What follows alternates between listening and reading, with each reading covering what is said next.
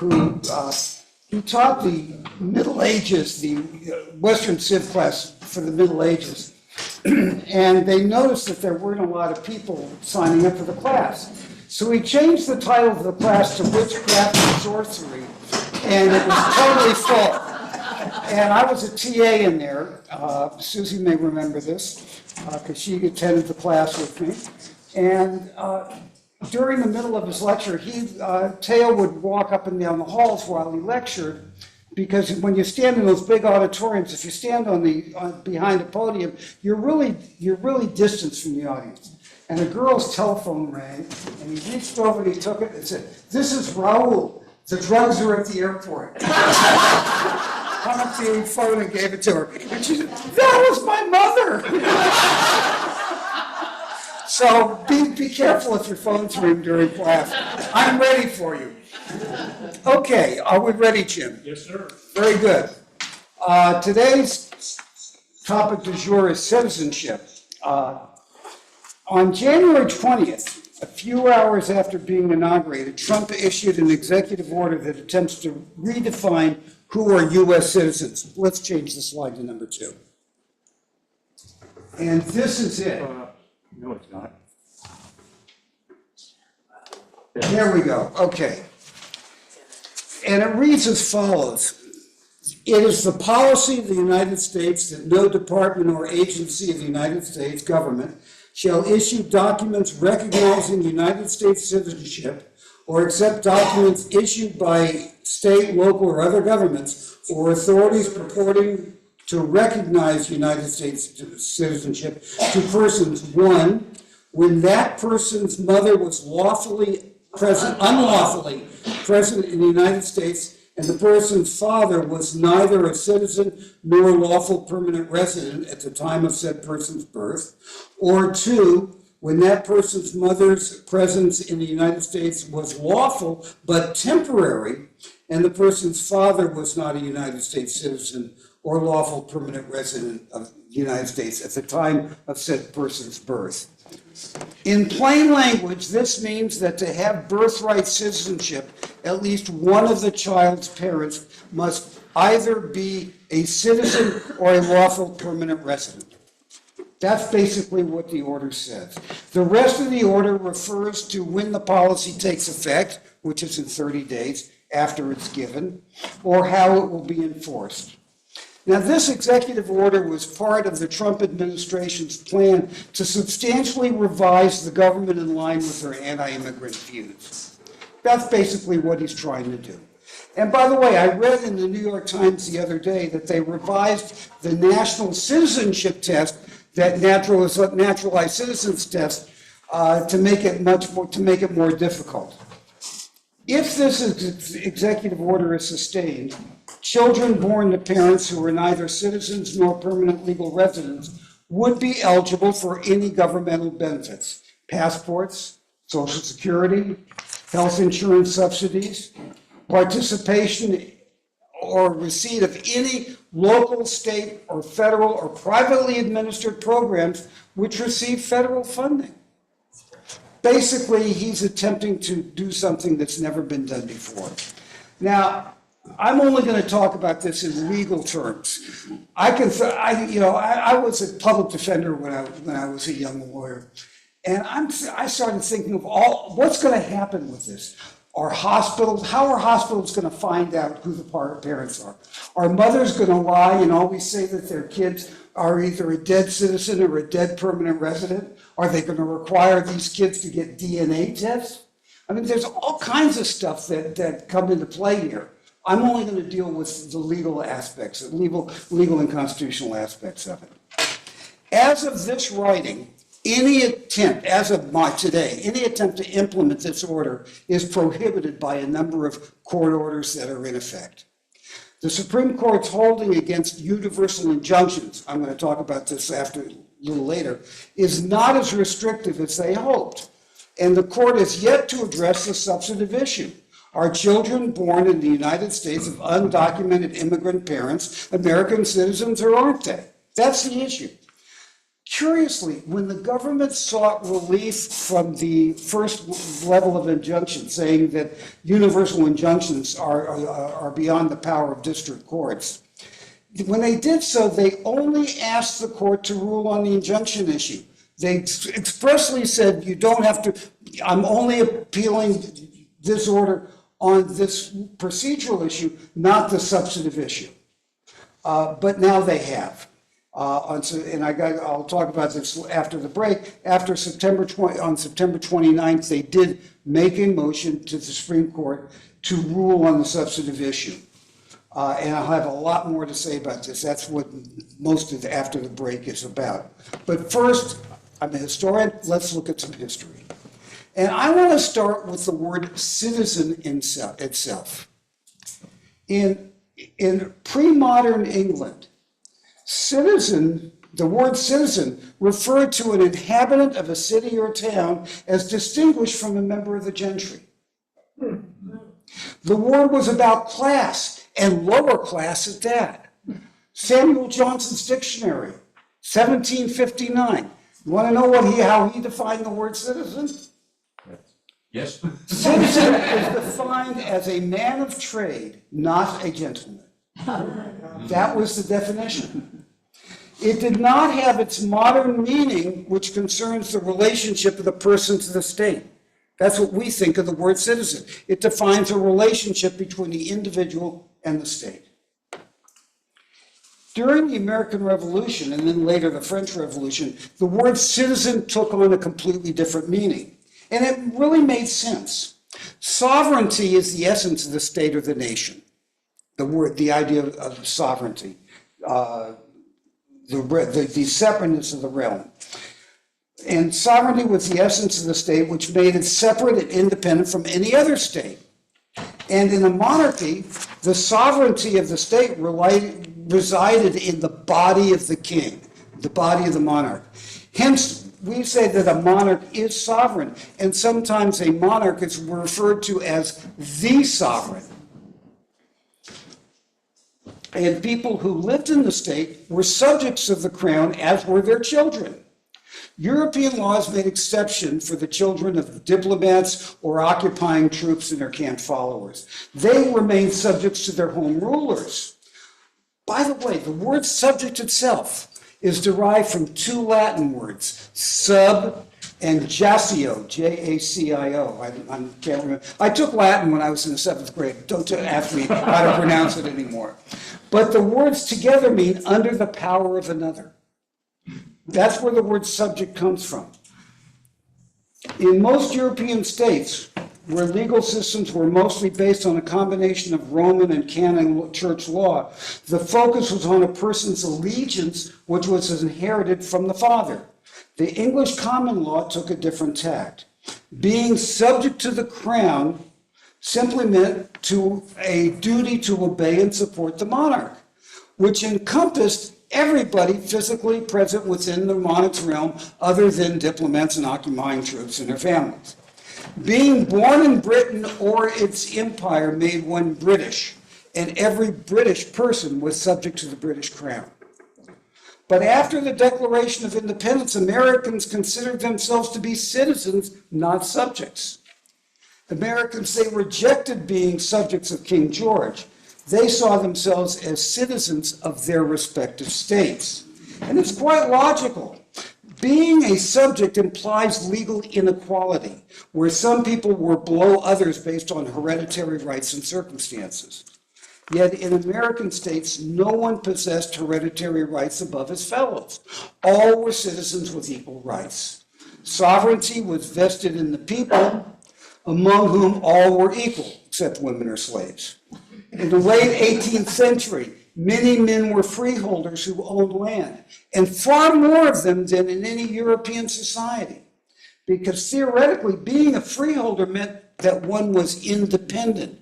One was not beholden to a superior. One was not a subject. Key distinction. Now, the word citizen appears in the Constitution in reference to a number of places. One is in the reference to qualifications to be president. A natural born citizen, doesn't say of what, just a natural-born citizen and 14 years a resident. A member of the House, a citizen, doesn't say natural-born, just says a citizen and a resident for 7 years. The Senate, a citizen, doesn't say of whom, and a resident for the House is 7 years, the Senate's 9 years. Neither the Constitution nor any federal statute requires a federal judge to be a citizen. They just forgot to put that in, I guess. But it's there. It's neither there's nothing in it.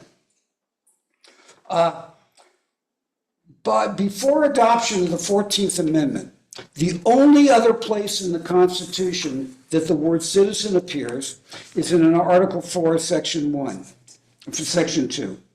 And it says, the citizens of each state shall be entitled to all privileges and immunities of citizens in the several states. In other words, if you were a citizen of one state, no other state could give you less rights than it gave to its own citizens. Citizenship, when this thing was written, was thought of in terms of states. You were a citizen of the state. When the Constitution grants Congress the power to establish a uniform rule of nationalization, not until the 14th Amendment, which was proposed in 1866 and deemed adopted in 1868, did the Constitution provide who was an American citizen. Yep. So until adoption of the 14th Amendment, being a citizen was a state issue.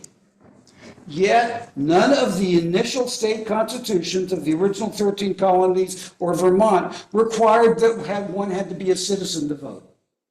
None of them said you had to be a citizen to vote. All imposed residence requirements, but otherwise defined eligible voters as being white in the slave states, male except New Jersey, and they corrected that. Inhabitants, the word was inhabitants or freeholders or freemen. The word citizen does not appear in these early state constitutions to define who could vote. So it's none of them, and none of the early state constitutions defined who was a citizen. As we talked about last week, the federal system involved dividing sovereignty between the people as a whole and the states. Therefore, the states, being sovereign within their borders, were free to define who were citizens. And in a number of states, statutes, not constitutional provisions, statutes provided that one was a citizen of that state if one was native born, had been naturalized under the laws of the United States, or if one had resided in the state for a specific period and declared their intent to stay, to make it permanent. Remember, until 1882, with the passage of the Chinese Exclusion Act, the American borders were open. There were no immigration restrictions until then. They were open to all. And I find this kind of surprising given the political strength of anti-immigrant feelings among many Americans in the 1840s and the 1850s.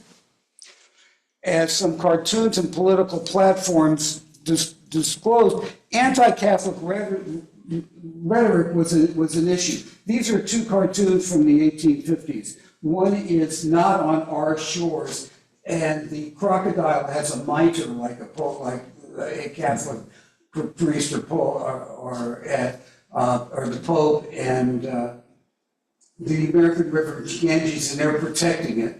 And in this one, of course, Poor House from Galway, it's the Irish immigration. Slide 4.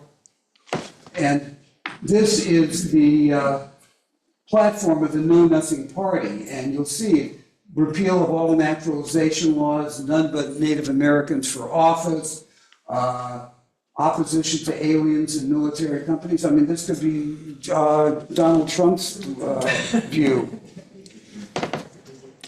But you know, and so this was driven in part by the flood of Irish immigrants who were escaping from the potato famine. I mean, that's what drove this issue with Irish immigration. But slavery, not immigration, was the overriding political issue that consumed Americans in the quarter century before the Civil War.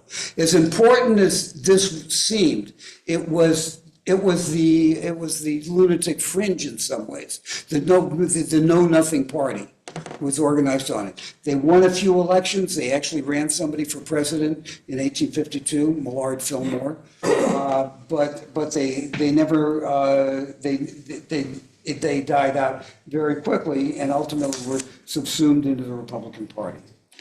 The infamous Dred Scott case in 1853 had made 3 points. Congress has no authority to ban slavery in the territory. The Missouri Compromise was unconstitutional, and African Americans could never be citizens of the United States or of those states that chose to limit citizenship to whites only. That was the Dred Scott case.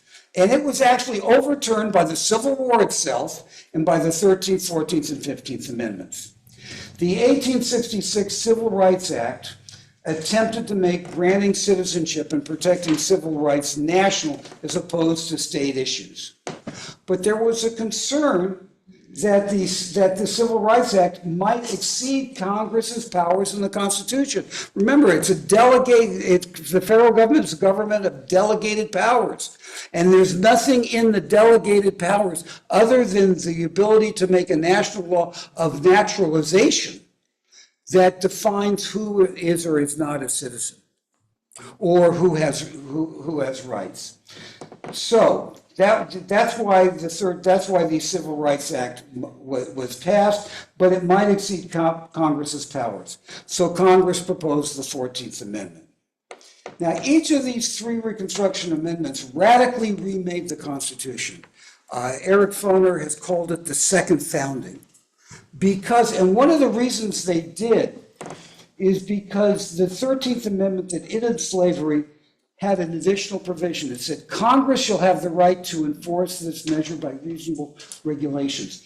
This was the first time that an amendment had enlarged the scope of delegated powers. That had not been done in any time before 1868. Never before had a constitutional amendment expanded the scope and breadth of the powers delegated to the national government. The 14th and the 15th made citizenship, civil rights, and suffrage subject to federal law, and gave the Congress the power to enforce it. I need Jim to come back and change this. The first sentence of the 14th Amendment, I'm putting it up here, the 14th Amendment, all persons born or naturalized in the United States and subject to the jurisdiction thereof are citizens of the United States. And the second sentence, the relevant portion, says, the United States, no state shall deny to any person within its jurisdiction the equal protection of the laws. Now, the committee's draft that was sent up to Congress did not mention citizenship. It only had the second sentence, which is the equal protection due process. It provided that the states and local governments had to respect the rights of due process and equal protection to all persons within its borders. So where did the first sentence defining citizenship come from? It was proposed during the debates in the Senate by Michigan Senator Jacob Howard. He was the floor manager of the bill. And he never said where he got the language. It might have come from other senators, but he proposed that this be added, that the first sentence be added, and that it applied to all persons who are physically present and thus within the jurisdiction of the state. Ohio Senator Benjamin Ward stated during this debate, I regard it as settled that every person born in the United States was a citizen and thus within the country's jurisdiction.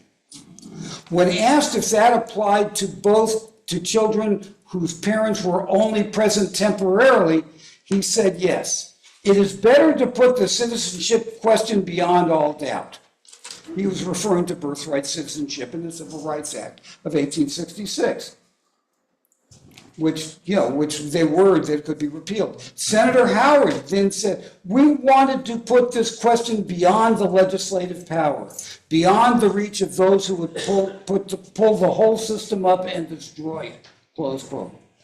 Now, most historians who have studied the lead up to adoption of the 14th Amendment agree that Congress's goal was to constitutionalize the rule that every person born in the country was a citizen without regard to race, national origin, political affiliation, or the legal status of the parents. The word jurisdiction appears in both the first and the second sentence of the 14th Amendment. Is subject to the jurisdiction in the first sentence and within the jurisdiction in the second.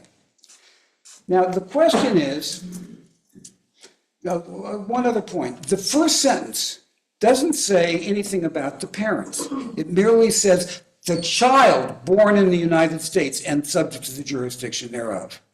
Now, whether a child is subject to jurisdiction is because the child's a minor, a child speaks through his parents. The same rights the child has are the rights the parents have, other than those that are denied the child on the basis of his being a minority, such as everything else, voting, making a contract, or whatever. But it doesn't refer to this first sentence doesn't say anything about the parents. It only says the child. That's important. I think that's something that's going to come up later. In 1866, being within a jurisdiction meant being physically present, and one who is subject to the laws of a jurisdiction by being present within it is, you were subject to the laws of the entity if you're there. That's what makes you obligated to obey the law, your physical presence. Eric Foner, a prominent historian of the Civil War and Reconstruction, said of birthright citizenship, quote, it constitutionalized the principle that virtually every person born in the country is a citizen, regardless of race or legal status of the parents. The first time the Supreme Court addressed the intent of the phrase subject to the jurisdiction thereof was in 1883. The majority opinion in this case, called the Slaughterhouse cases, and it's called the Slaughterhouse cases because there were 6 cases lumped together, and they all concern the same thing. A Louisiana law that required every independent butcher who's going to slaughter an animal had to do so in this one building that was set up by the government. And they did it for health reasons. But the butchers objected, saying, why should I have to move? Why should I have to pay you rent? I got my own place over here. Why can't I do it there? And the court didn't have any trouble finding the law valid. And it's at one point they noted that the language in the 14th Amendment wasn't subject to the jurisdiction, was intended to exclude children of diplomats and other officials present in the United States in a representative capacity. Because one of the butchers complained that he wasn't subject to the jurisdiction because he was a foreigner. He hasn't been born here, and the court didn't have any problem saying that. Oh, yes, you are. Now, the problem is that, by the way, a little aside for you, some people have asked me about what is substantive due process, the difference between procedural due process and substantive due process. And I'll talk about this later, but that distinction arose in this case. Because one of the dissents in the Slaughterhouse case was a guy, a lawyer named Stephen Field, who was a Supreme Court justice. He was from California. His story is fascinating. Sometime I'll have to tell it to you. Field wrote a dissent saying that the Louisiana statute should have been unconstitutional because every person being a free person gives you the right to make contracts, to decide to carry on a business as you choose, as long as you're not breaking the law, as long as it is legal. And this statute impaired that right. It took away your right to conduct your business the way you wanted to. And that was a denial of due process. That's where the idea of substantive due process first came into the Constitution in a dissent in the slaughterhouse cases. Totally irrelevant for the purposes of our discussion today. But I was told once that you guys like my stories. Okay. We'll see. Okay. The exclusion of diplomats or their children is based on the legal fiction that diplomats and their families are not legally present. Now, this is a fiction that allows them to be physically present yet not subject to the local laws.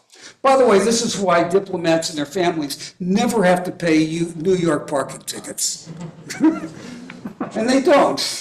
This language wasn't necessary to decide the case in the slaughterhouse cases, so it's dicta that lower courts are not required to follow.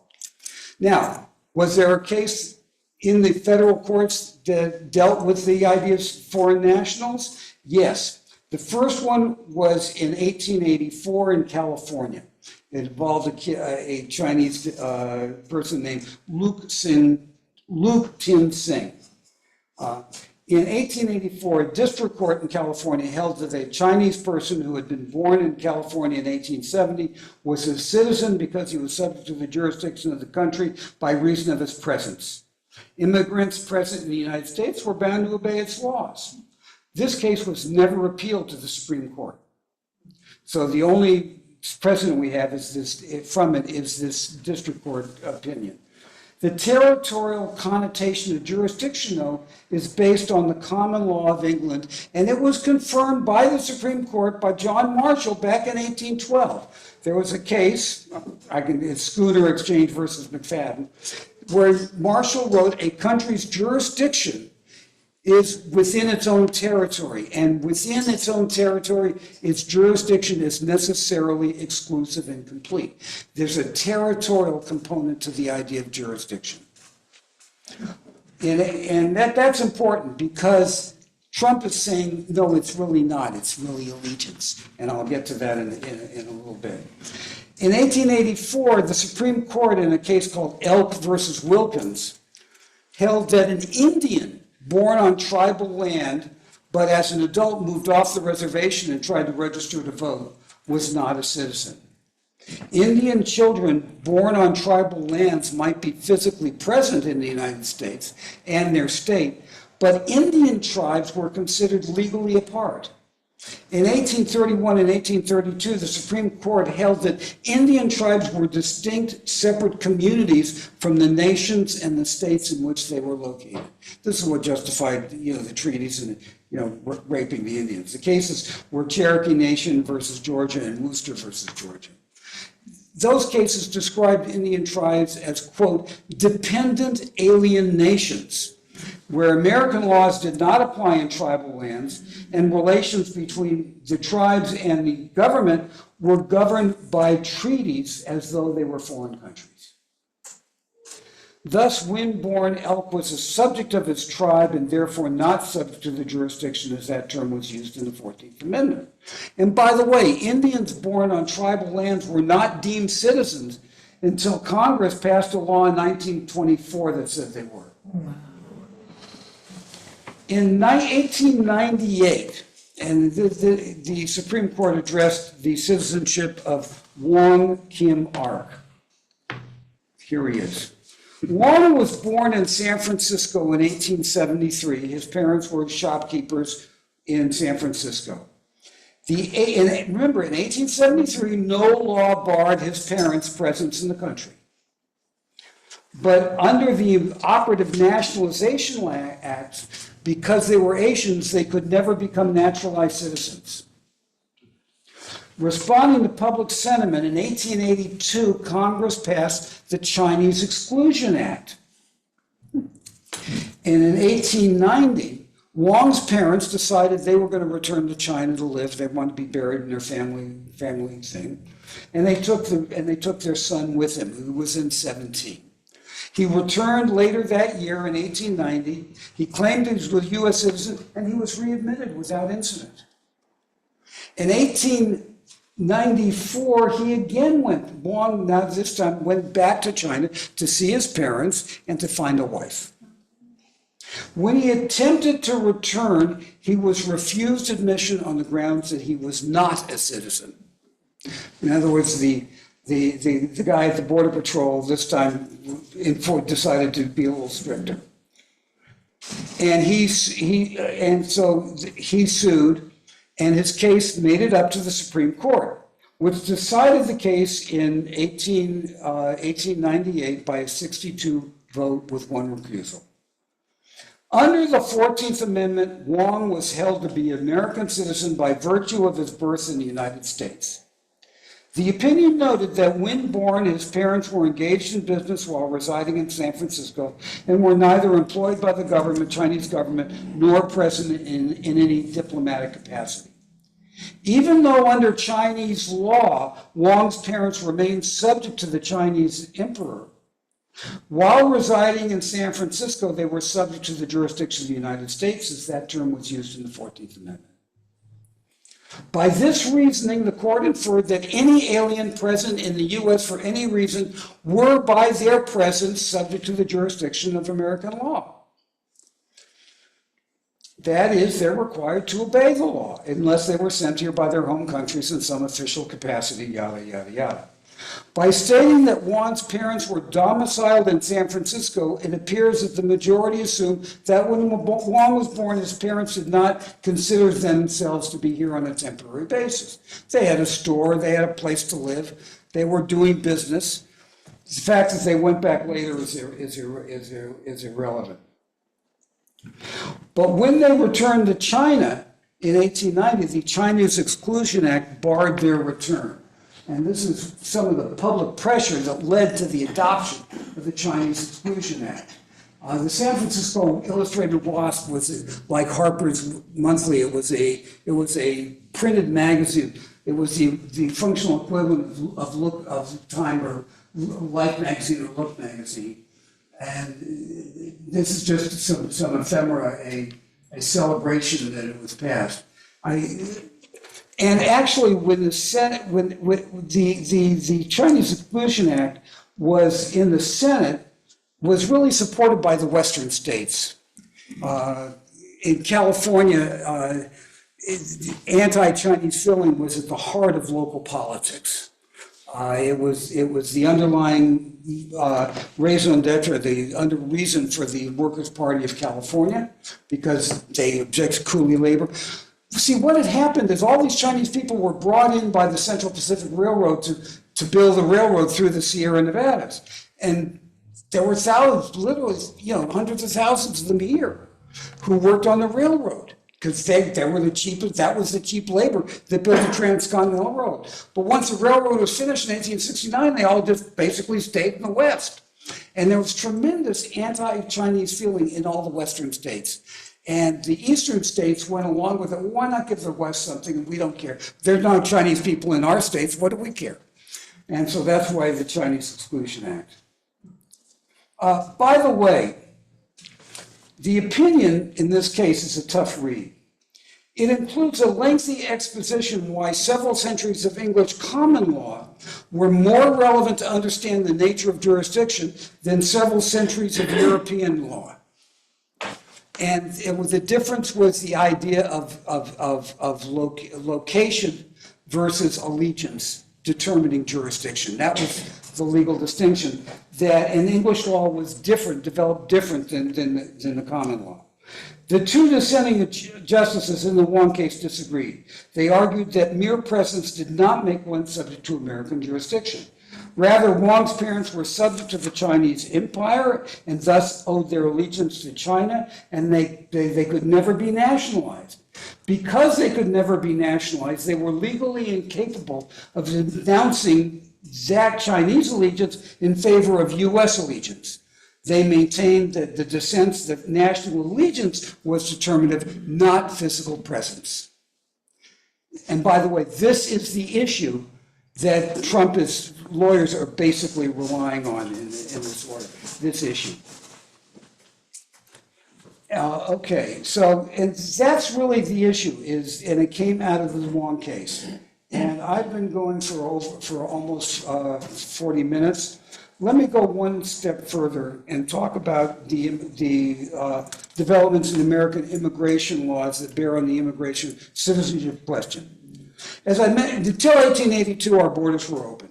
In 1882, Congress passed the Chinese Exclusion Act. And over the years, a number of additional measures were passed that limited who could be allowed to immigrate. And it finally culminated in 1924 with an Immigration Act in 1924 that really cut immigration to the bone. An act in 1917 barred all immigrants from the Asian Pacific region and all people who were illiterate in English. There was an exception in that law for Mexicans because they were doing the labor in Texas and some of the border states. In 1921, an Emergency Quota Act imposed national origin quotas on Europeans equal to 3% of the number of each country's nationals already here according to the 1910 census. So that, now you have the first time that we have a quota system. In 1924, the Immigration Act replaced all previous limits. And this is some of the political cartoons that ended up in it. It was, and what they were trying to do basically was cut out all the Catholics who came from Central and Southern and Eastern Europe, and all the Bolsheviks, and the Jews from Russia who were coming in. So on this one, you've got immigration restrictions and an undesirable person walking in with a bomb for a head. Here you got Uncle Sam guarding the port. Here you got the tree must come down, the KKK cutting down the tree that's the Pope of Rome. And here a change, instead of everybody coming in, now the selection is at the source and there's a lot fewer. What did this 1924 Act do that made it so hard to get in? First, it continued the ban on most Asians. It set a total annual limit of 165,000 people per year, which is minuscule compared to what had been coming in. And it changed the quotas. Instead of 3% of national origins, it was reduced to 2%.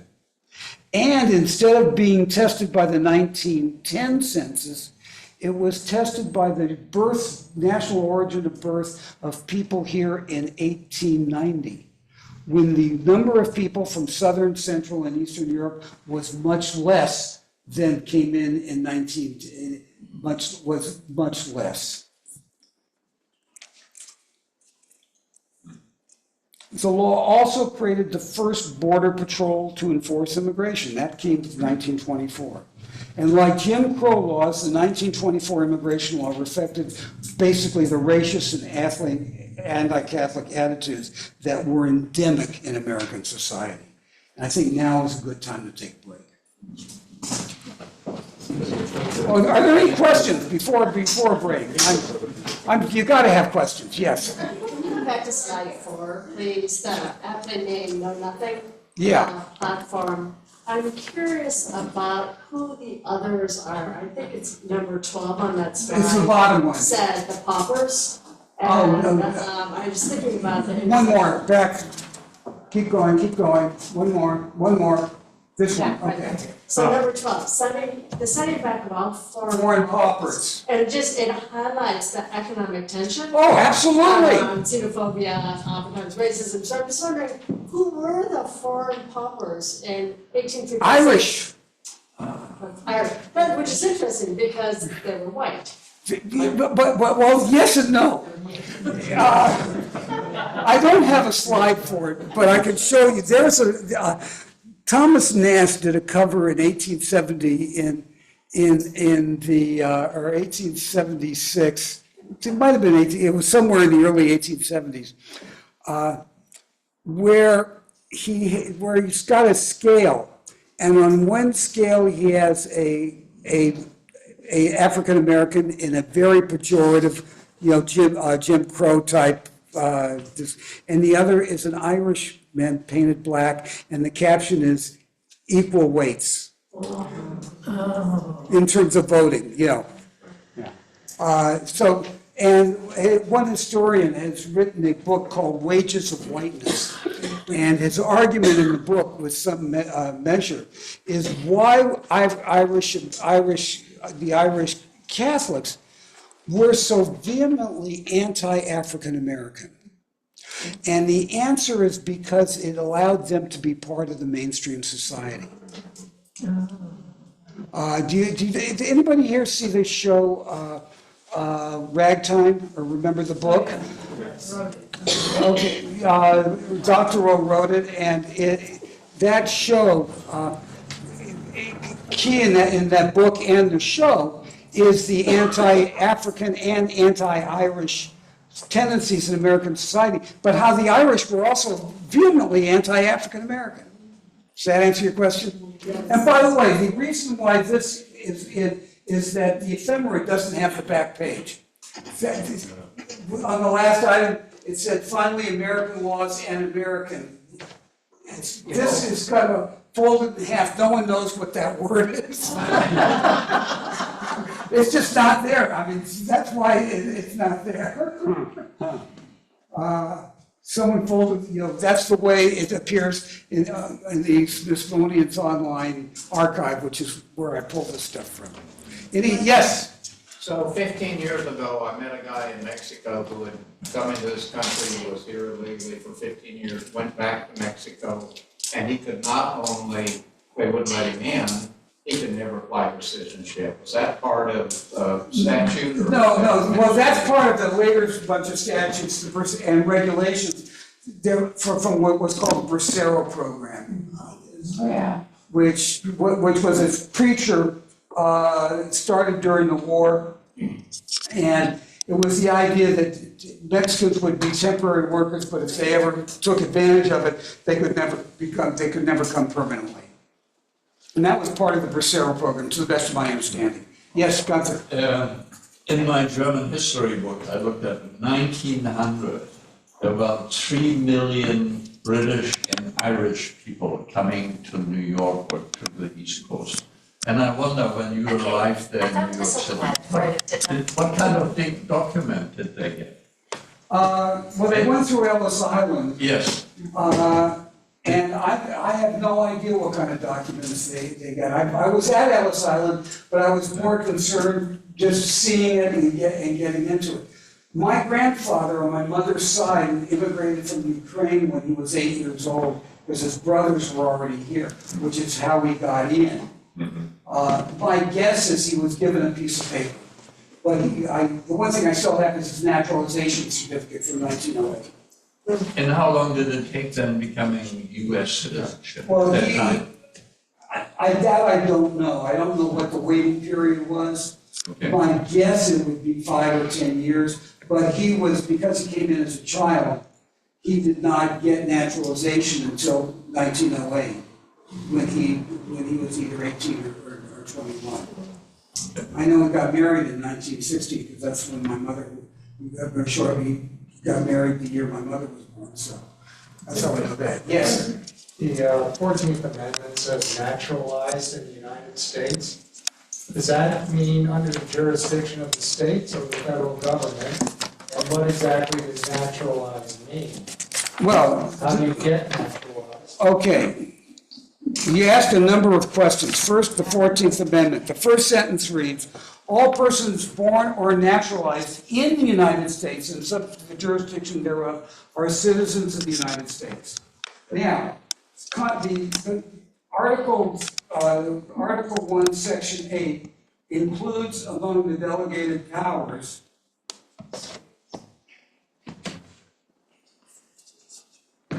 to establish a uniform rule of naturalization and uniform laws on the subject of bankruptcies throughout the United States.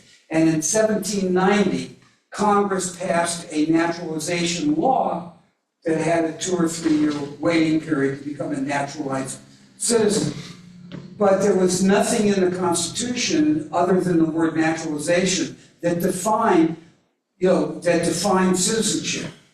You became naturalized under federal law based on the 1890 statute. However, that had nothing to do with voting, because a lot of unnaturalized foreign-born people were allowed to vote in elections merely because they were residents of their state and they complied with state law at the time. And state law did not require citizenship to vote.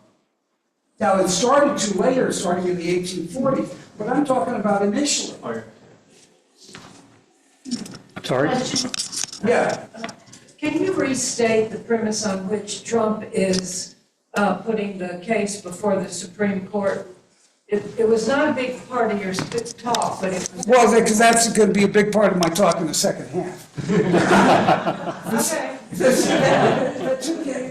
There's this case called Casa versus Trump. And that was a case where a district court in California held that the CASA et al., there's a whole lot of named plaintiffs in the case. That was a case where a district court in California issued a national injunction, said this injunction applies to everybody, everywhere. But it didn't take any evidence to support that. It just said, based on the reading of the complaint, I'm finding that this injunction is issued. And Trump then appealed that issuance of the national injunction, asked for an emergency order to set the injunction aside on the grounds that the district court exceeded its jurisdiction in issuing this national injunction. And the Supreme Court actually took arguments on that and issued an opinion that I'm going to talk about later. After that opinion came out, two other cases were filed. One in New Hampshire by individuals that was certified as a class action, and one in California by a number of states saying that this rule affects us adversely. It's going to impact our money and it's going to impact state budgets, and we don't think it's proper, and we need to know. And both courts issued national injunctions, one on the grounds that it was a class action, and there were members of the class all over.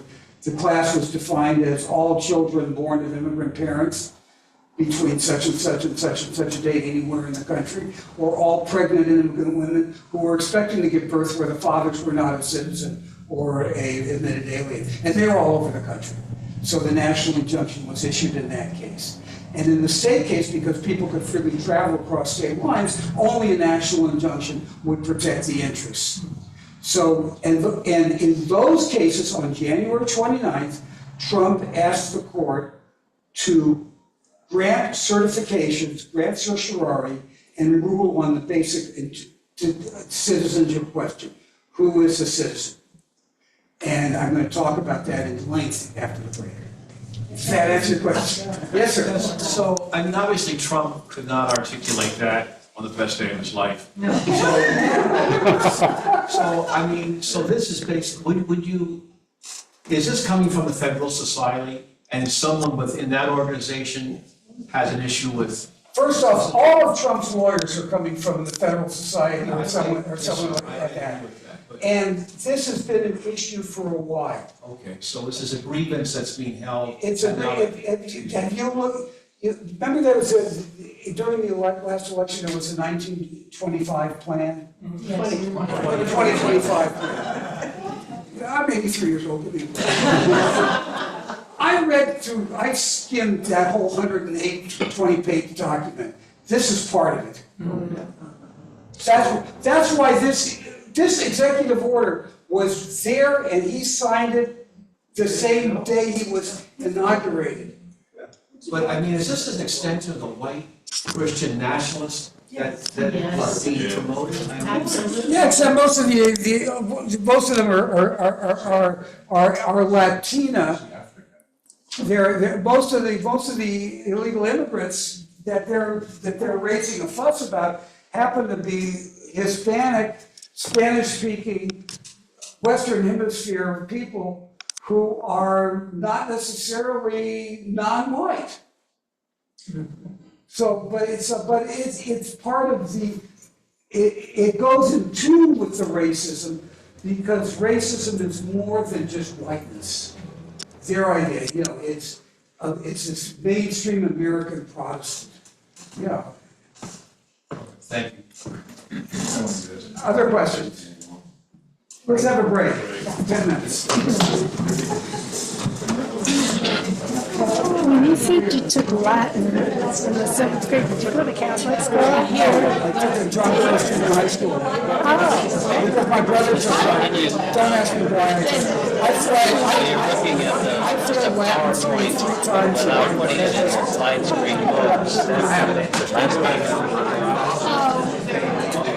You see what I think? Well, I mean, so if you like.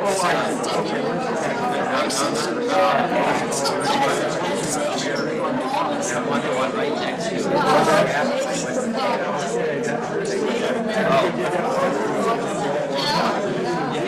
okay, so that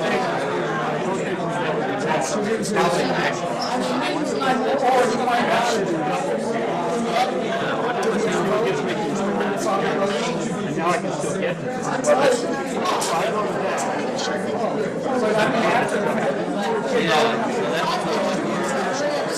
yeah, somehow it.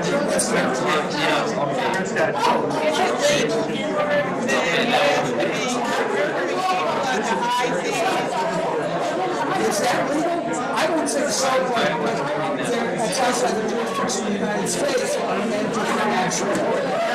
Just not to come on to the international criminal court. Yeah, I mean, for some So, the reality is, they can kill anybody. They've been doing it for years. that's probably, yeah, I would do that.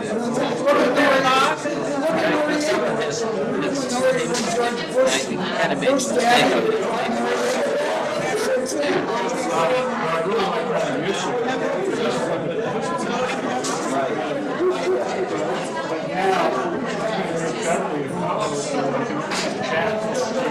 Right. Yeah. Yeah, because I sent you a chat early on, said I didn't read these. Thank you for that. Oh, I got to take my sign. I've had this multiple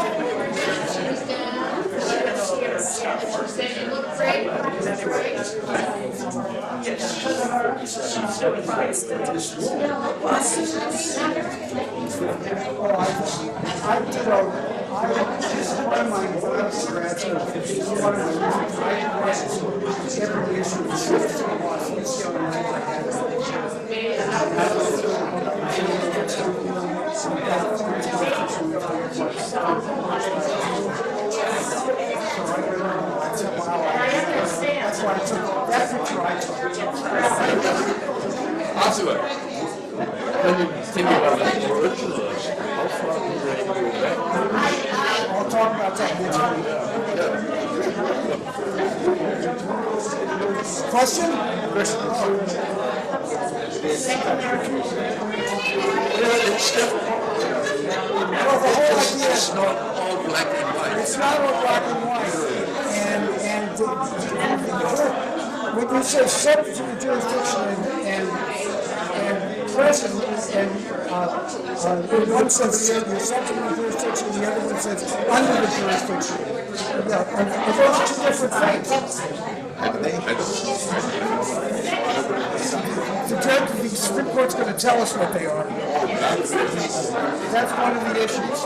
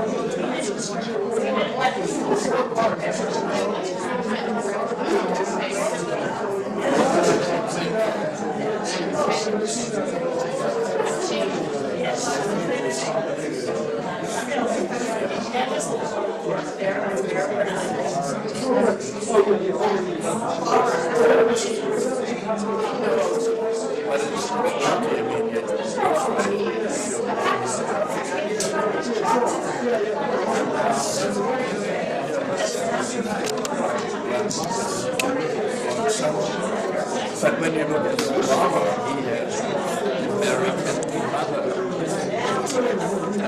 And that was always a question.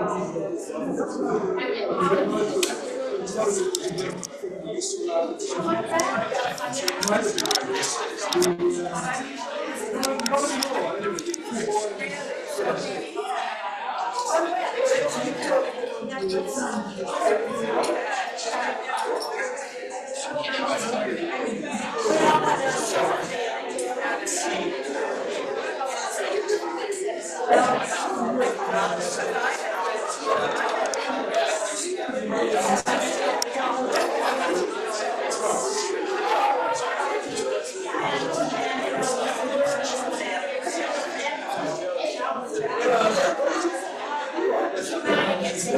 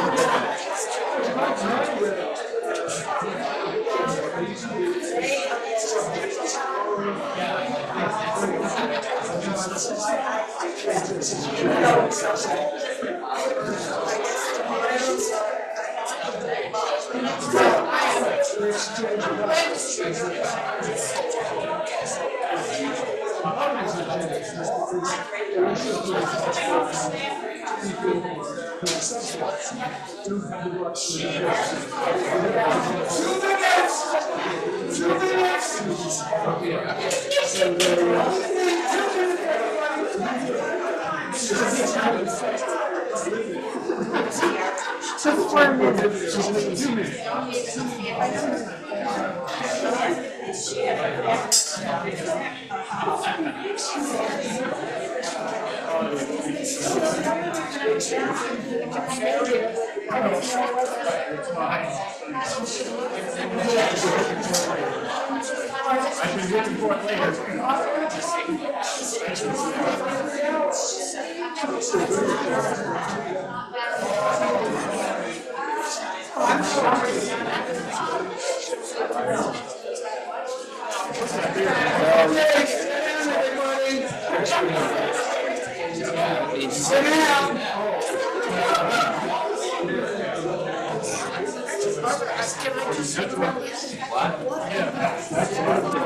Yeah, but you want. Yeah, we're not seeing this screen. They were already here, not too very many Italians, mostly Irish. I taught the Erie Canal. I designed a course called It's Not Just a Ditch, and it was primarily Irish, but it was, because there were a lot of Irish immigrants here, because Ireland was poor, even before the famine.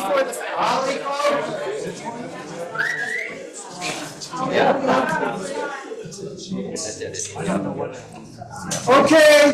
This may be a record of quietness in an OLLI. Thank you. Okay. So I left with the 1924 Immigration Act, and I'm going to begin this up by saying laws change. Congress repealed the Chinese Exclusion Act in 1943. Why? China was our ally. The quota system was abandoned in 1965's Immigration Reform Bill. Why? Because it was part of the Great Society. You know, the Democratic Congress and Johnson got behind it, and they abandoned the quota system in favor of family-oriented and skilled worker preferences, but they still kept annual limits on immigrants from the Western Hemisphere. Military and political developments, though, led to exceptions from the preference rules and the limitations. Cuba, Vietnam, Iran, Afghanistan, international treaties relating to people seeking asylum. But ever since the 1920s, the basic rule has been as follows. An immigrant who is not in this country as a representative of a foreign state, a temporary tourist, a student, a guest worker, or an asylum seeker who's been released on parole, or admitted to permanent residence with a green card, is undocumented. and unlawfully present and subject to deportation.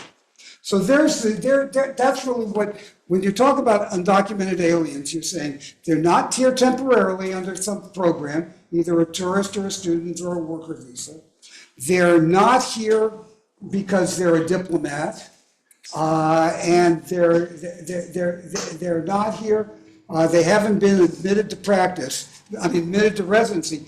They are, by law, an illegal immigrant, an undocumented person subject to deportation. And current law prevents people who are here unlawfully from becoming naturalized citizens unless and until their presence becomes lawful. And under American law, to apply here to become a lawful permanent resident, you have to apply at the American consulate in your home country. But the courts have seemed much more protective of citizenship than they are of immigrants. And they're more protective of the children of immigrants, regardless of their parents' status. The majority opinion in the Wong case has been cited quite repeatedly in district and circuit court cases that have confirmed birthright citizenship, so long as the person was not the offspring of a diplomat or another person in the country in a representative capacity. So, but they haven't come to the Supreme Court. But there are two Supreme Court cases that I want to mention before I get into the nitty-gritty of what Trump has done. One of them is a case called Nishikawa versus Dulles. Dulles because he was the Secretary of State during Eisenhower administration, and Nishikawa because that was the name of the plaintiff. Nishikawa had been born in Torrance, and last time I looked, that was part of the United States. His parents were Japanese-born immigrants. Due to his parents' presence, he was an American citizenship. Under Japanese law, the children of Japanese citizens remain Japanese citizens, regardless of where born. Now, he got an engineering degree from UCLA, and in 1939, he went to Japan to study more engineering at the University of Tokyo. Ouch. Bad decision. In 1940, he received an induction notice to the Japanese Army because he was a Japanese citizen. When he received his notice to report, he went to the U.S. consulate in Tokyo, and he was told, look, you're a dual citizen. We can't, under Japanese law, you're subject to it. There's nothing we can do. And at that time, he did not try to resist anything else to resist induction because he was scared to death because he heard that the Japanese the Japanese secret police treated people who objected to conscription very harshly. They did not honor being a conscientious objector. So he was drafted. And he served as a mechanic in the Japanese army, and he managed to survive the war. He apparently was never sent overseas.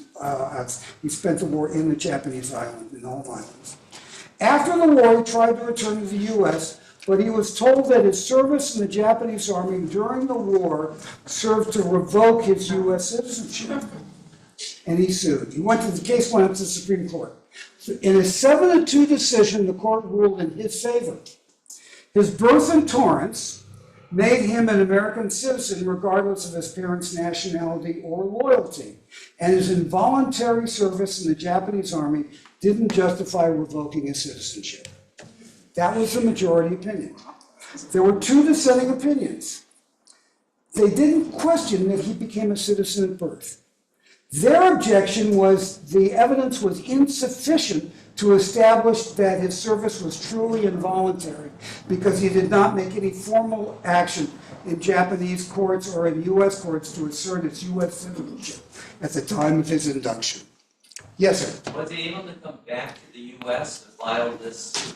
I don't know if he filed the suit. The opinion did not indicate where he physically lived. It just said, laid out the facts of the case. My guess is he probably was, and he was admitted on parole or something, because he was an engineer. They probably found something for him to do. But that's a guess. I don't know. So the dissent did not challenge his birth citizenship. It only challenged whether the evidence was sufficient to justify the assumption that his service in the Japanese army was truly involuntary. Because if you voluntarily serve in a belligerent capacity, because remember, we were at war with Japan when he was in the army. Now, the declaration of war was after his induction. He was not inducted during the war. He was inducted in the Japanese army before the war, before Pearl Harbor. Now that's the Nishikawa case. The other case that bears on the issue is a case called Plyler v. Doe. It was decided in 1983.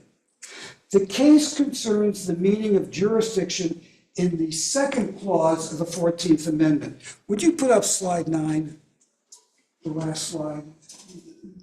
Was that it? That's it. This is a copy of the other slide. I just made it slide 9 so he wouldn't have to go backwards. The case concerned the meaning of jurisdiction in the terms of the Equal Protection Clause. Texas had passed a law that withheld money from school districts that educated foreign-born children who were not legally admitted immigrants, and further authorized the school districts to deny enrollment to such children. Similar to California Prop 187 that had been passed and held unconstitutional in California. Texas argued that aliens in the United States and in Texas, that the aliens who were present illegally were not, as a matter of law, quote, within the jurisdiction, close quote, and thus did not have standing to claim that they were denied equal protection. The court ruled against Texas, not surprised even in 1982. The court had this to say about what being within a jurisdiction means. Use of the phrase within its jurisdiction does not detract from, but rather confirms the understanding that the protection of the 14th Amendment extends to everyone, citizen or stranger, who is subject to the laws of a state, and it reaches into every corner of the state's territory. So jurisdiction means presence in this case. That a person's initial entry into a state or into the United States was unlawful, and that he may for that reason be expelled, cannot negate the simple fact of his presence within the state's territorial perimeter. Given such premise, he is subject to the full range of obligation imposed by the state's civil and criminal laws.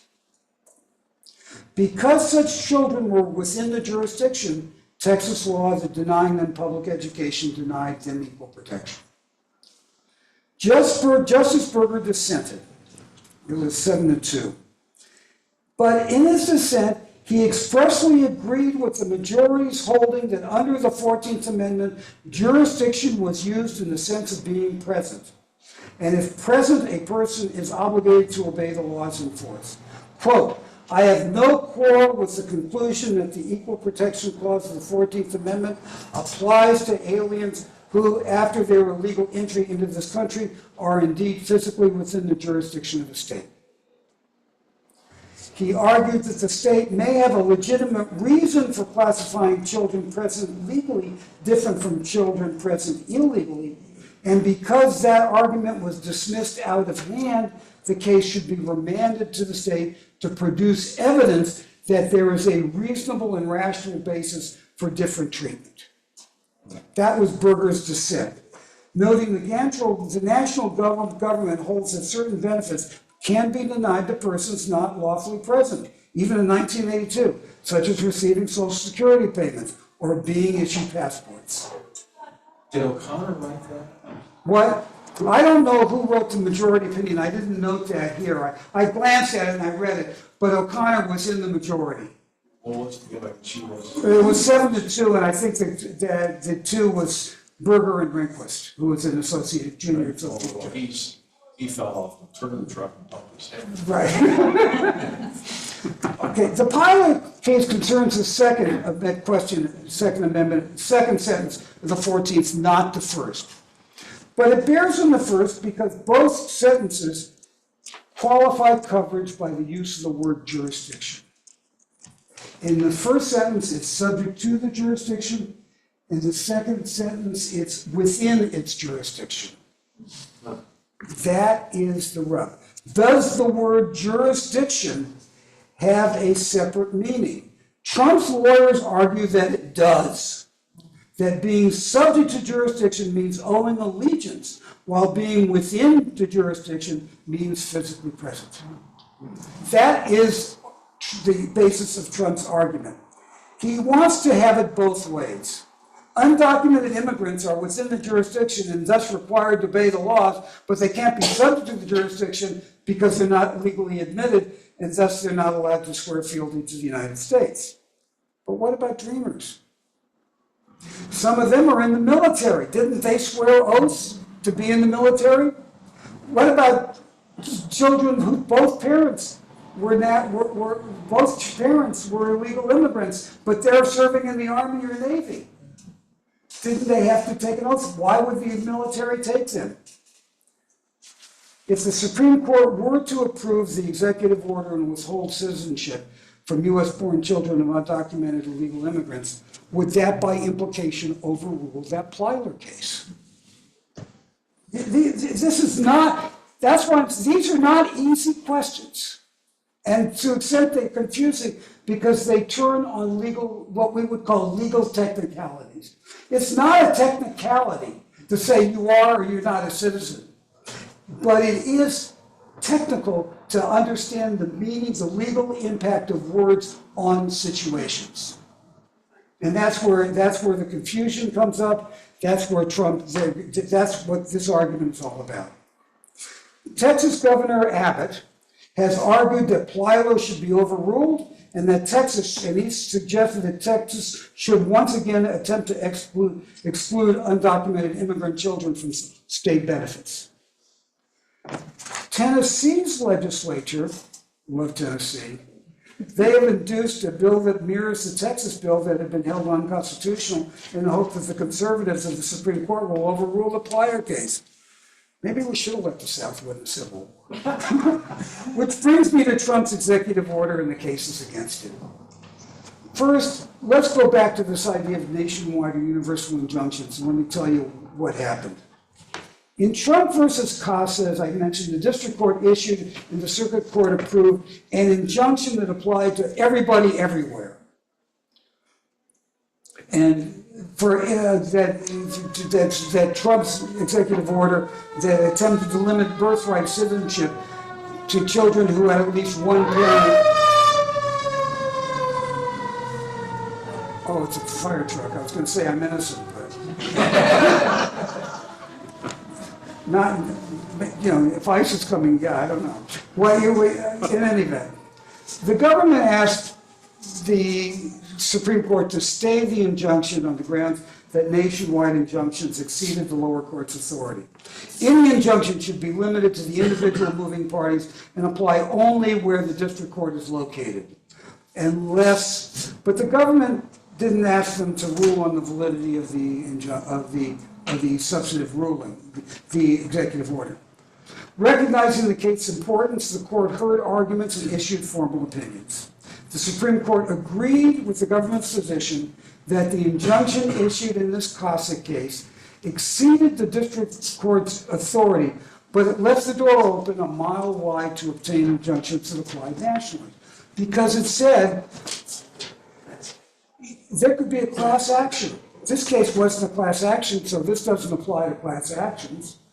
And the court could take evidence and determine that this injunction was necessary, but the court didn't do that here. All we're saying is if there's a lack of any evidence to support a nationwide injunction, you can't do it. Basically what the court says to immigrant advocates is, be a better lawyer. The majority opinion written by Barrett, joined by Roberts, Thomas, Alito, Gorsuch, and Kavanaugh, the usual suspects, stayed the national injunction and remanded it back to the district court for it to consider the extent to which a national injunction is necessary to protect the interests of the named individual plaintiffs. And now they've done that and the injunction is there.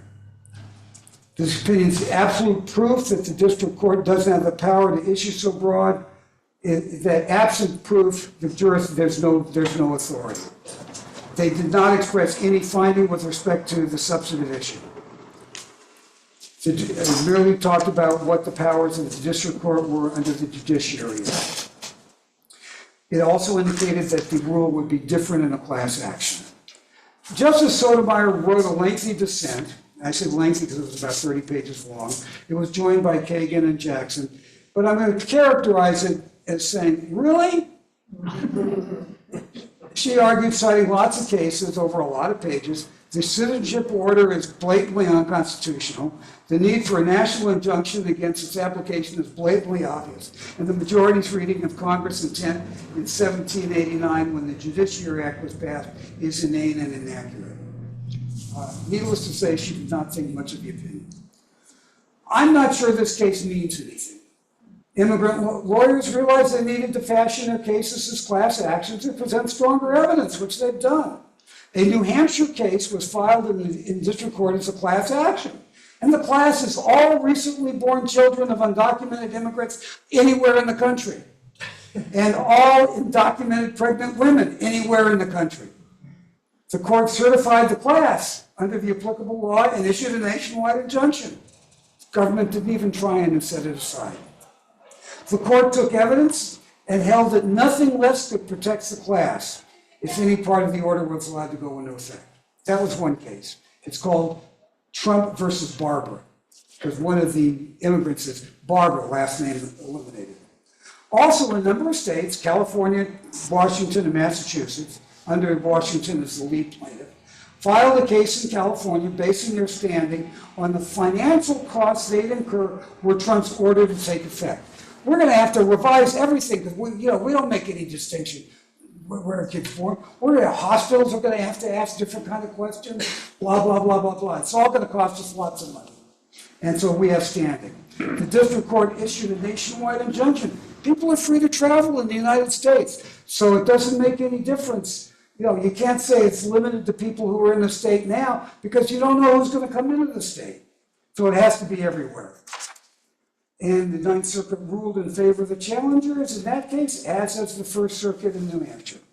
On September 26th, the administration filed a petition for certiorari in both cases, asking the court to hold that the executive order is lawful.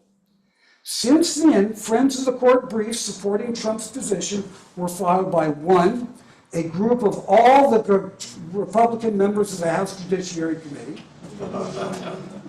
Secondly, a group of 24 red states saying, and third, the quote, Federation for Immigrant Reform, which is a nonprofit advocacy group that's, basically supporting Trump. By the way, that amicus brief was filed yesterday. The Supreme Court website has a docket search. So before I put this into effect, I checked the docket search last night and discovered the third one was filed yesterday afternoon. I think certiorari is going to be granted. I think the cases will be argued. So let's look down at the legal issues. It comes down to what the majority says is meant by the words under the jurisdiction thereof in the 14th first sentence. There it is. Trump's petition makes the position, and they make a number of points. I'm going to go through each one of these points that they make, the legal argument. I've summarized them, and give you the contrary position so you'll see what the court's going to have to decide. The first thing they say is the law court actually supports the president's position, that it's been read improperly. The Wong was a citizen because he was born in the U.S. while his parents resided and were then lawfully domiciled in San Francisco. That the parents being domiciled in the United States when Wong was born was a condition of being a citizen under the law in the Wong case. And domiciled as a word was in the Wong majority opinion 22 times. And the domicility is more than merely being present.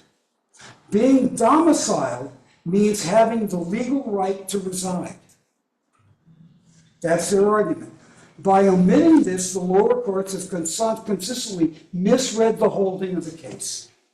Now, to argue against this, In 1884, when this case was decided, 1898, when this case was decided, the only illegal immigrants were Chinese parents. When he was born, when Wong was born, there were no such thing as illegal immigrants. And the difference between domicile and residence when Wong was born was that domicile implied an intent that the location where one lived was merely going to be the home, while being a resident really indicates that's where you sleep. Today, there's a federal law that undocumented immigrants cannot have legal domicile. But that law did not exist when the Wong case was decided. Wong has been correctly applied. So that's the argument against their first side that I came up with. By the way, the opposition briefs are due to be filed tomorrow, October 29th. So I will be checking to see if I'm right here. But I'm going to get you what I think the strongest arguments against the law. Next argument. Because the first sentence of the 14th Amendment reads, persons being born in the United States and subject to the jurisdiction thereof, that being subject must mean more than merely being present. Because if jurisdiction is synonymous with presence, the clause subject to the jurisdiction thereof is not necessary. And it's a rule of legal construction that all words in the provision must have meanings. Because if you're born, you're also present. So if being jurisdiction means being present, then they mean the same thing. And by constitutional interpretation, you have to, because the words are used, they have to mean something different. That's the argument. And to have meaning, it must mean that the fact that Wong's parents were present and Wong was born here isn't enough to confer citizenship. Citizenship depends on at least one of the parents being legally present. Now, my counter to that is the word jurisdiction was used twice in the first section of the 14th Amendment. And the drafters didn't intend it to have different meanings depending on whether the issue was citizenship or entitlement to due process and equal protection. The Pilar case held that as to equal protection, jurisdiction means being present and obligated to obey the laws. And Wong basically held the same thing where citizenship was at issue. His parents were here, they were obligated to obey the law, therefore their kid was a citizen. That's number two. Number three, this idea that jurisdiction means something more than presence, it means allegiance. And Trump's lawyers make the point that under international law, it was understood in both 1868, when the law was applied, and in 1898, when the Wong case was decided, that transient unlawful residents remain subjects to their home countries. And no person can be a subject of two nations at the same time. Yes, they can. We have dual citizenship. Because the constituted Chinese law as subject of the emperor because under Chinese law, if you are a subject of the emperor of China, you can never disavow your being a subject of China. Wong's father at the time of his birth was not subject to the jurisdiction of the U.S. because jurisdiction has alternative meanings. Being within the jurisdiction means being physically present. Being subject to the jurisdiction means having national allegiance. And under international law, Wong's father had national allegiance to China when Wong was born. Now, the counter to this argument, under the Nishikawa case, established that having dual citizenship of a person born in the United States based on foreign law does not defeat a claim of birthright citizenship. U.S. courts have routinely looked to English common law for guidance when there's no American law that bears directly or even tangentially on the problem. And international law relating to citizenship has its roots in canon law and various continental code systems, which most U.S. courts and state courts have disdained as foreign to our legal culture. There's a statute that the first legislature in California said that we adopt the common law of England as it existed in 1876, except as changed by American law, as the law of California. The actual the California legislature debated in 1850 whether there should be they should be like Louisiana and be subject to the law, that's the codes that were a code system like Louisiana had, or follow the English common law like most of the other states did. Because 13 lawyers had filed a petition asking the legislature to do this. And the court held rulings, they had hearings, they took written opinions from lawyers all over California, and they issued an opinion. And if you ever go into the dark recesses of the law library and get volume 1 of the records of the California state legislature, you will find a 40-page article saying why we adopt the common law, the law of California, the English common law. And every state, most every state did this. So my argument is this: when the 14th Amendment was drafted and adopted, undocumented citizens would gladly give their allegiance to the U.S. if allowed to do so. And if they're legally incapable of having such allegiance, why is the military ready to protect them? And we don't like the European law. We like the common law. Lastly, the opinion notes that legal immigration is a critical issue, and Trump's executive order is a key part of this efforts to reduce its negative impact on public safety and national security. That's what they say. Further, unrestrained birthright citizenship is counterproductive in that it encourages and promotes illegal immigration. Quote, drop-in babies and birth tourism, close quote. Those words are in Trump's lawyer's brief. The other side's response is due tomorrow. I look forward to reading it. I think cert's going to be granted. It only takes 4 justices to do so. Thomas, Alito, and Gorsuch are shoe-ins to vote for it, and probably Roberts, Kavanaugh, and Barrett are as well. But I'm not going to venture a guess on how it's going to turn out. Because they could buy the jurisdiction argument, or they might not. Because it's going to raise a lot of issues. What about how many people right now are adults living in the United States whose parents were neither legal residents nor citizens at the time of their birth? There might be several million of them. They voted. They're here. How are you going to find out who the hell they are? What about those immigrants who are in the armed services? Are we going to change the rules and no longer accept armed immigrants in the army? We need them. How are you going to find out? What about minor children who were born here whose parents are legal immigrants? Is de-citizenizing someone a word?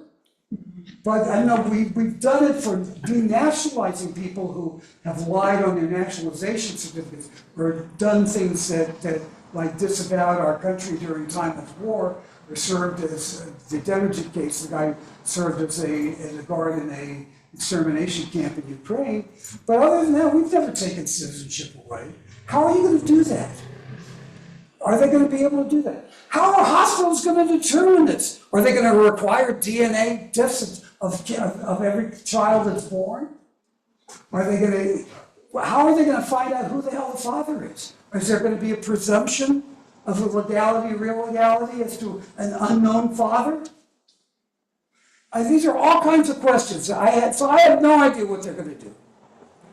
I will say that adopting the order is going to call all of this into question. It's going to call into question undocumented immigrants' entitlements to due process and equal protection. Would it operate only to children born after the ruling? And did you have them 2 classes of citizens? So all I can say is, the court's going to have to come to terms with a lot of these issues. And my guess is they might come to terms and say, well, we don't have to decide that now. And that might be what they might just hold this unconstitutional and leave all that for further litigation, because that's not before them. But I think they have to consider that. I think here's all I'm going to predict. If the Supreme Court ultimately rules in Trump's favor, I think it's even money that either Mrs. Alito or Mrs. Thomas is going to leak a copy of the opinion. Questions? I Yes. was just thinking about Alito, didn't in Dobbs reach back to English common law for the arguments? Of course they did. And why would he not reach back in this case? Because it's less convenient to do it. Please, you expect them to be consistent? Consistency is the sign of little minds. Yes, sir. Well, I mean, there's all this discussion point about Roberts not having control of the court. I mean, do you think that Roberts is looking at the same issues you are about how far where this is going to go, and he can influence this, or does he even care? Or do you have an opinion? I think he cares. This isn't something that you can leave to the states. You can't leave this to the states. If you leave it to the states, then you got two types. You got people born in New York and California and Washington and other states, and then you got people born in other places. And some are citizens and some aren't. No, you gotta have a national, you gotta have the one rule national. So I think that distinction from the Dobbs case is not there. And I think that Roberts may. But then who does Roberts really control?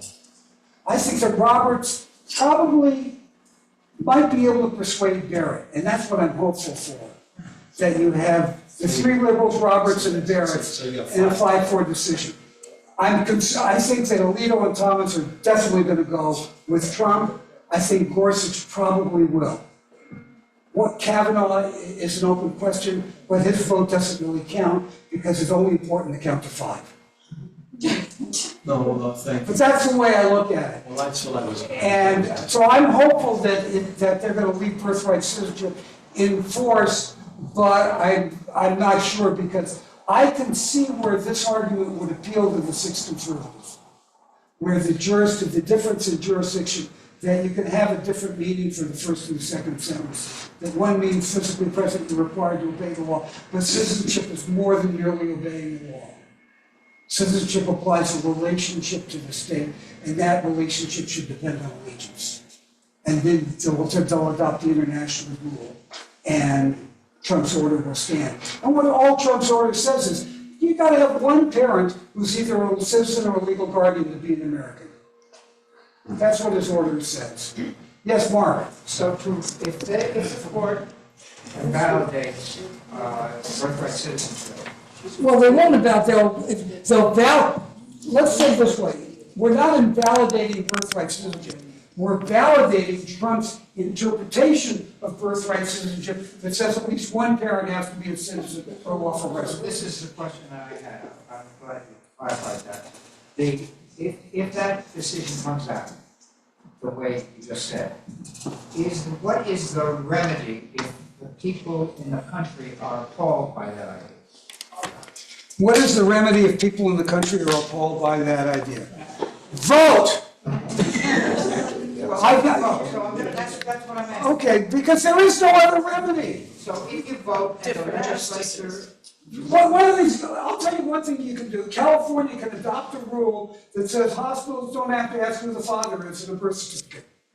If they know, if the person knows, do you know who the father is? Every legal immigrant's going to know in California to say no. And then they're going to put unknown. And in California law, that will assume he's a citizen or a legal resident. And then you've got another constitutional issue. But that's something California can do. Your states can adopt rules that would make it virtually very, very difficult to determine that one of the parents doesn't have the required citizenship. You know, immigrants could be told by immigrant advocates, here's a guy who was illegal, who had a green card, who died 6 months ago. Name him as the father. And then you're going to require kids to take DNA tests. Is it legislatable? Is it legislatable? By Congress? Yes. Probably yes. Yeah, because Define jurisdiction. And a Supreme Court decision under our law, a Supreme Court decision is the law. So more, basically, and as citizens, we're obligated to be bound by it. Now, the question is, what can states, liberal states can do something about it by making it more difficult to enforce at the outset. I can conceive of ways to do it. Can they negate it? No, they can't negate the Supreme Court decision. You can't by vote undo a Supreme Court decision. You could by amendment do it. You could pass a constitutional amendment. That's the only way you can change it nationally? Yeah. If they announce it this way, or you could pass a law, Congress could pass a law that defines jurisdiction in the terms of the first section as being physically present. So the way they did the Lilly Ledbetter Act, they changed the statute of limitations. They changed the date when the statute of limitations began. Congress could pass a law that tries to define it. The question is, would the Supreme Court be able to say, no, Congress, that's a legal issue, that's for the court to decide. You've stepped out of your lane. Okay. Yes. Yeah, I didn't quite follow that, because the 14th Amendment doesn't say only people born and naturalized in the United States are citizens. It says they all are. Can't Congress also create other people? Yes, under the Nationalization Act. So can't they simply pass a law? I mean, we can't do that simply, but if Congress could pass laws, they could pass a law that the present group doesn't require changing the amendment. They could pass a law that would redefine, they could try and pass a law that redefines the word jurisdiction. No, I wasn't saying that. They could just pass a law that says, in addition, we're going to say people who are here, on Tuesdays become citizens. Alter the naturalization. No, they could alter they could try it by altering the nationalization law, but then they'd be passing, the Supreme Court would say no, because we've held as a matter of law, that as a matter of constitutional law, the word jurisdiction in the Second Amendment means allegiance. Therefore, Congress, you just passed an unconstitutional law. But I don't understand that. I'm not talking about the 14th Amendment. I'm just saying, in addition to all this stuff. Then the answer is no, because there is no in addition to all this stuff. But it doesn't say only. It says all. Right, it doesn't say, it says all. That means every. And Trump's order says, well, all. It says all, but it qualifies the all. How does it qualify? It qualifies the all by saying subject to the jurisdiction thereof. Now that was intended to reflect the existing law that this doesn't apply to immigrants, immigrant children, and people who are here unlawfully or occupying armies. Because under long-standing law, English law, they weren't subject, they were always excluded. It's like that's why immigrants and their kids don't pay parking tickets in New York. You're not getting it, but I think you're not getting it because you're not understanding the way American law works. You're assuming that because it doesn't have the word only, what I'm assuming is that this does not prohibit Congress from adding additional categories of citizenship. But they can't do it, that's contrary to an existing Supreme Court definition of citizenship that relies on the constitutional understanding of the word jurisdiction. It would have to be an amendment. It would have to be a constitutional amendment. Yeah. Other question, yes, sir. So, an amendment can go over whatever law was before, Yes. correct? Yeah. Correct. They cannot be questioned. Once there is an amendment. Once there's an amendment, that overrides everything. Exactly, like the 14th Amendment. 13th Amendment ended slavery. Slavery was legal in 14 states. 13th Amendment says no, slavery is never legal. 14th Amendment, they told the states, you must respect the due process and equal protection rights of everybody within your jurisdiction. Which before the 14th Amendment, they didn't have to do, because the Bill of Rights only applied to the federal government, didn't apply to the states. 14th Amendment said that it did, and they all do. But the problem with an amendment is what it takes to get there. Which is 2/3 of the, and 3/4 of the, 2/3 of each House of Congress and 3/4 of the states ratify. 3/4. And I'm scared to death of ever having a federal constitutional convention. The only reason this Constitution got written was because the guys who wrote it made a decision on day one that we're gonna close the doors, we're gonna close the windows, and we're not gonna tell a word about anybody what we're doing till we're finished. And that would never fly today. And every political group in the country would do it. And right now, the Constitution favors the smaller states, it favors the red states. The unequal divisions in the Electoral College and the Senate favor the small states. They're never gonna agree to anything that reduces their power. So, what's the probability of amendment?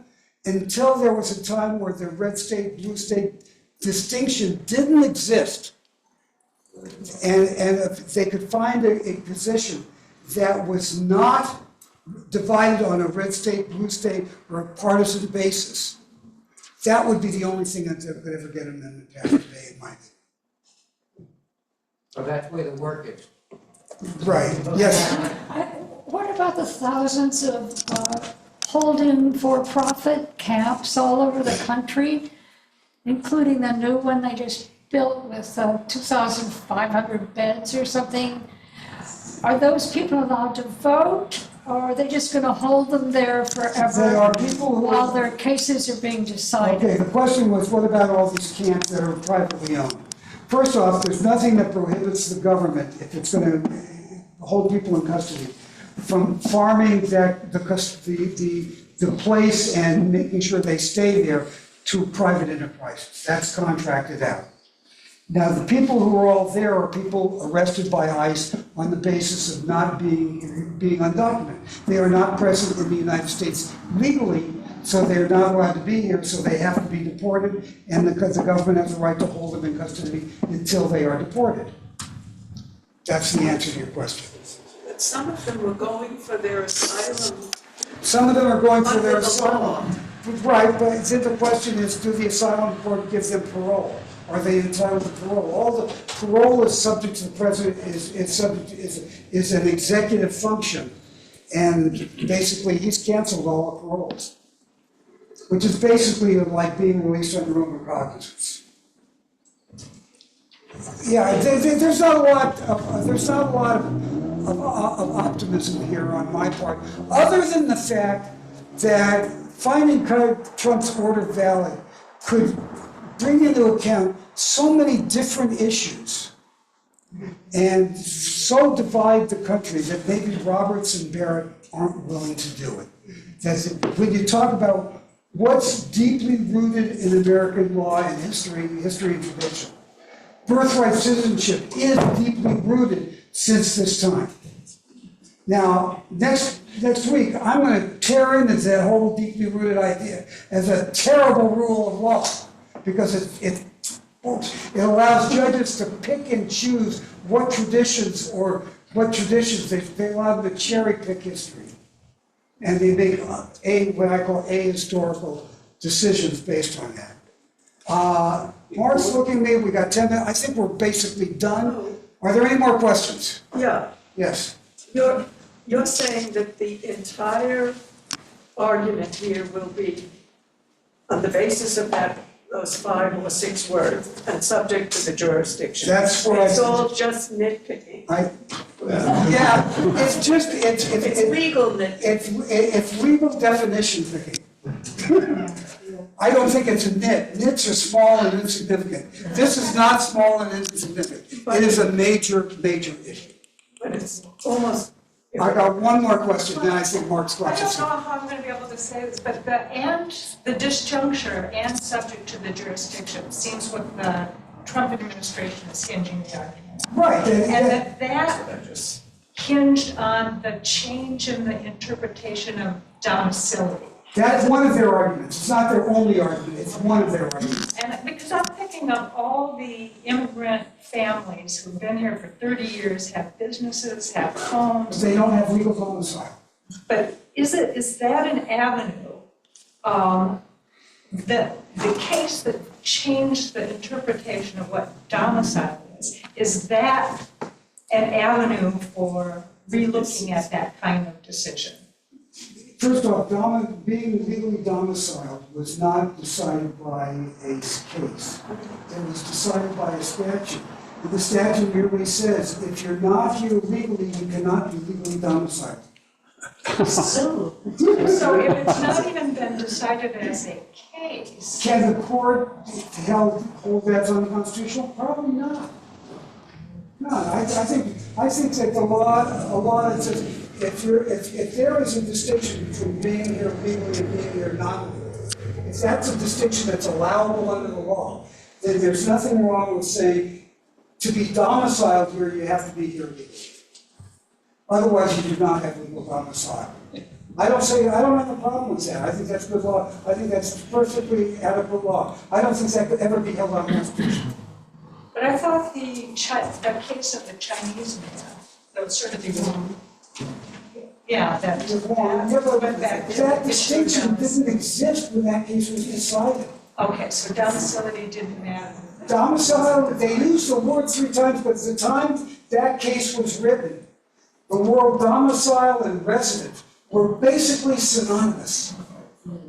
The distinction was different when you add the word legal to one of them and say, no, you can't add that word legal to this one unless you're here legally. That's the distinction. Yes, I think that. Okay, that was the last question. That was the last question. You want to talk? I want to talk. Believe it or not, I have an astonishing piece of news. The next session of this class will be in the next month, which is November. Therefore, all your yellow parking permits will not work. You need one of these gray ones. Is that gray or purple? I don't know. I will have them at the door when you're ready to. It's a cross between mauve and lilac. What are these parts? They lie in the park for 3 hours instead of 2. Laurel, the police department has free parking. Yes. And your car is safe. Laurel, across the street. Down the street. And parking with the police. Where it could be safer. Lots of